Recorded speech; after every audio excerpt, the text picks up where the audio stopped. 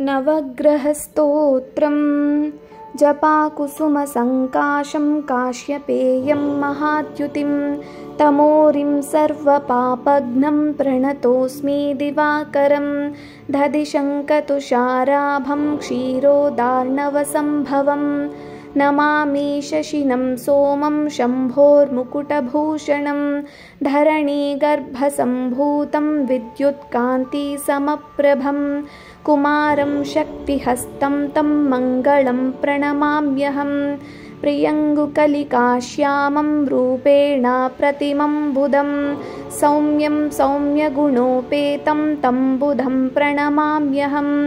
देवानां च ऋषीणां च गुरुं काञ्चनसन्निभं बुद्धिभूतं त्रिलोकेशं तं नमामि बृहस्पतिं हिमकुन्दमृणालाभं दैत्यानां परमं गुरुं सर्वशास्त्रप्रवक्तारां भार्गवं प्रणमाम्यहं नीलाञ्जनसमाभासं रविपुत्रं यमाग्रजं छायामार्ताण्डसम्भूतं तं नमामि शनैश्चरम् अर्धकायं महावीर्यं चन्द्रादित्यविमर्दनं सिंहिकागर्भसम्भूतं तं राहुं प्रणमाम्यहं पलाशपुष्पसङ्काशं तारकाग्रहमस्तकं रौद्रं रौद्रात्मकं घोरं तं केतुं प्रणमाम्यहम् इति व्यासमुखोद्गीतं यः पठेत् सुसमाहितः दिवा वा यदि वा रात्रौ विघ्नशान्तिर्भविष्यति